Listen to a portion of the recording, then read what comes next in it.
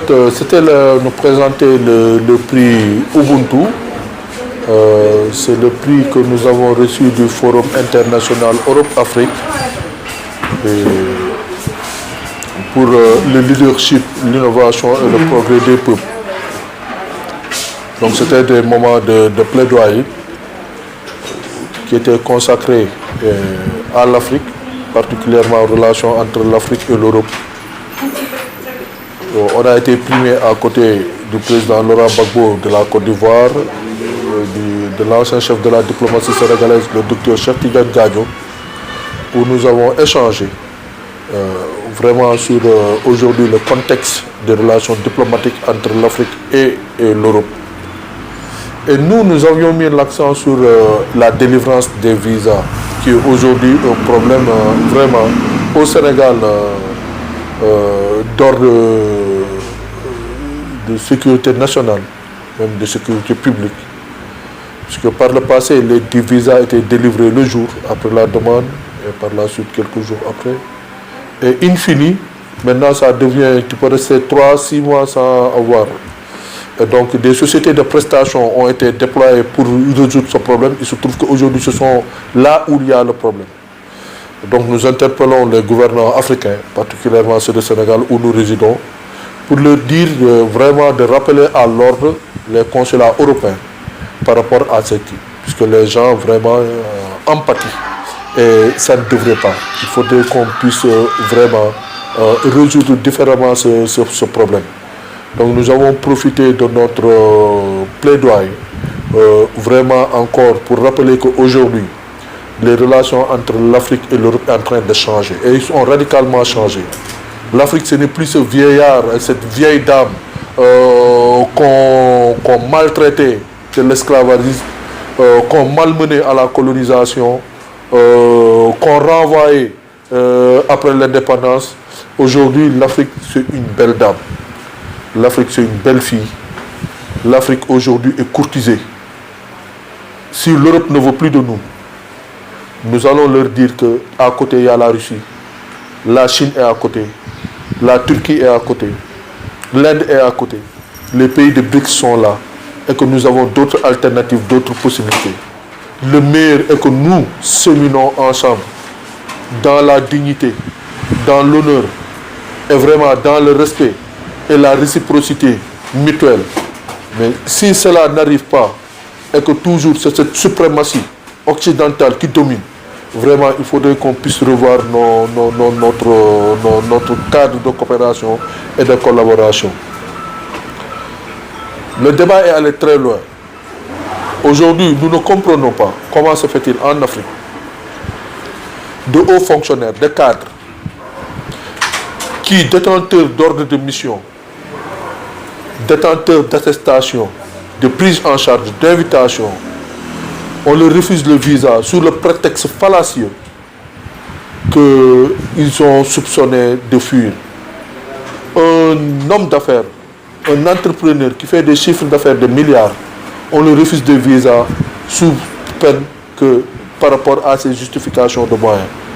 Un artiste, un sportif qui a un contrat de prestation, vraiment, ça c'est, je pense que nous sommes même allés jusqu'à plus loin de penser que est-ce dans ces consulats-là, dans ces ambassades-là, ils ne sont pas envoyés par l'ultra-droite européen qui est en train de monter en Europe et qui se retrouve dans nos consulats pour vraiment nous maltraiter. C'est juste des soupçons. De la même manière qu'ils soupçonnent qu'on peut fuir à la délivrance de visa, qu'on peut fuir en Europe, c'est de la même manière que nous aussi nous pensons que dans ces ambassades, c'est l'ultra-droite européen, ce sont des fascistes, des racistes qui sont dans ces consulats-là. Ça aussi nous avons le droit de le penser.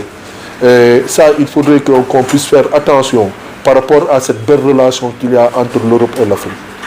Aujourd'hui, quel est le message que vous lancez, puisque vous l'avez toujours évoqué d'ailleurs, par rapport, n'est-ce pas, au refus, n'est-ce pas, des délivrances des visas, qui pose d'ailleurs beaucoup de problèmes.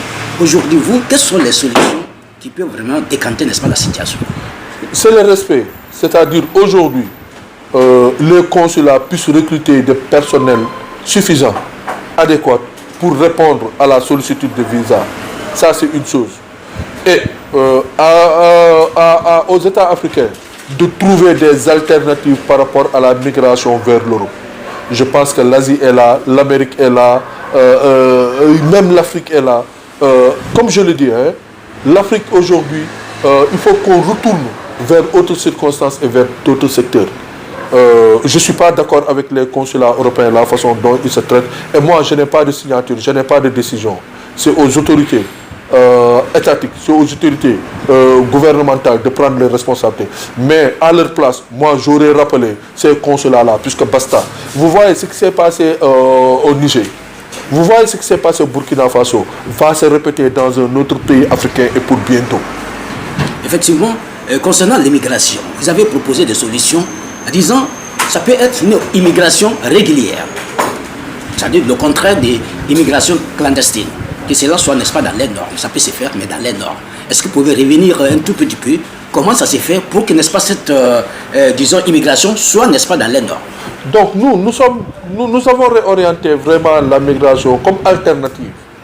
Aujourd'hui, c'est la migration circulaire, puisque c'est évident, qu'il le veuille ou non, l'Europe a besoin de ce main-d'œuvre africain.